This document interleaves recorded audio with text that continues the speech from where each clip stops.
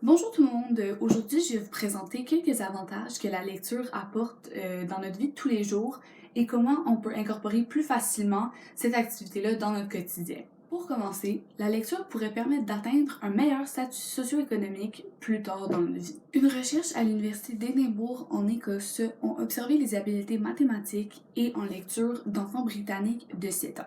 Ensuite, les chercheurs ont observé ces mêmes enfants-là 35 ans plus tard et ils ont observé leur statut socio-économique et ont remarqué que les enfants qui avaient plus de facilité dans la lecture dans leur jeune âge avaient un meilleur statut socio-économique dans leur quarantaine et que leur intelligence avait aussi été positivement touchée. On peut aussi tirer la conclusion avec cette recherche en preuve qu'un pays qui est plus développé, donc plus et qui a aussi plus accès à l'éducation, peut avoir un meilleur statut socio-économique parce qu'on s'entend, la lecture forme une grande partie de l'éducation.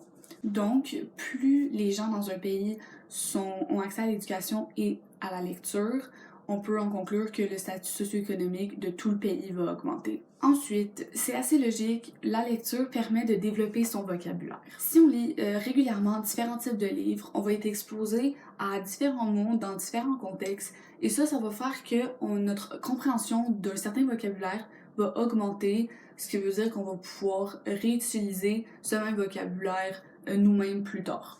D'ailleurs, une étude provenant de l'Université de Berkeley, en Californie, a prouvé que les enfants sont exposés à 50% plus de mots dans la littérature pour enfants que dans les émissions pour enfants. Et ça fait que son vocabulaire et plusieurs autres choses pourra se développer plus facilement et plus rapidement.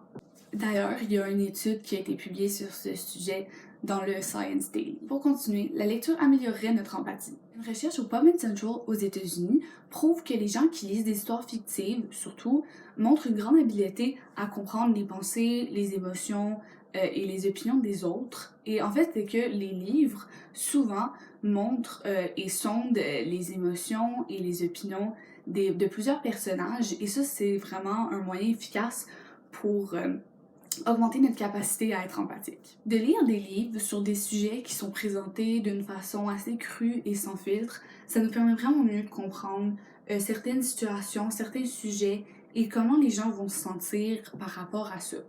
On peut aussi dire que l'empathie, c'est une habileté qui englobe plusieurs compétences qui peut nous aider à garder de meilleures relations avec les autres et aussi avoir plus de facilité à en former des nouvelles. Ensuite, la lecture, même étant une activité assez solitaire, ça peut permettre de réunir et de faire socialiser les gens. En lisant, on peut comprendre plusieurs et différentes choses sur les personnages et qu'on pourra réutiliser avec les gens autour de nous. Lire peut changer notre perception des choses, nous apprendre des morales et des conseils qu'on va pouvoir appliquer pour nous et réapprendre aussi à notre cercle social. C'est pas facile pour tout le monde de tisser des liens avec des personnes nouvelles et d'apporter des conversations, donc de faire partie d'une communauté qui nous rappelle qu'on n'est pas la seule personne à aimer telle chose ou faire telle chose peut vraiment rassembler beaucoup de personnes. Finalement, lire joue un rôle dans le développement socio-affectif et le miroir social. Avec cette activité, l'enfant peut développer un vocabulaire affectif.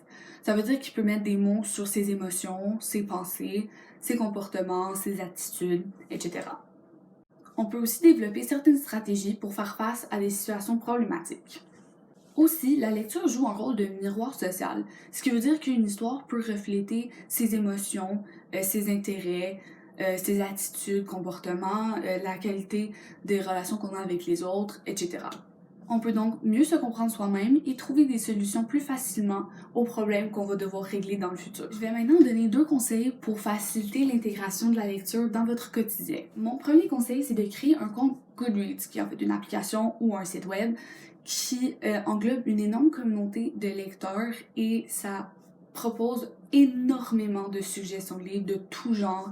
Et c'est très facile de trouver plusieurs types de livres qui sont faits pour vous. Et mon deuxième conseil, c'est de lire les livres qui vous intéressent, peu importe le type et peu importe le genre, que ce soit un roman, une bande dessinée, un manga, peu importe. Un livre, c'est un livre. On pense souvent que les gros livres, les romans, c'est les seuls types de livres. vrai livre, mais c'est pas vrai de la lecture, c'est la lecture. Et, ce qui est important en fait, c'est de trouver un livre qui va vous plaire et qui est fait pour vous, peu importe le genre. Les faux livres, ça existe pas. Voilà, j'espère que vous aurez aimé cette vidéo et que vous aurez appris un petit quelque chose. Je vous invite aussi à aller voir les 2 autres capsules que j'ai faites sur ce sujet.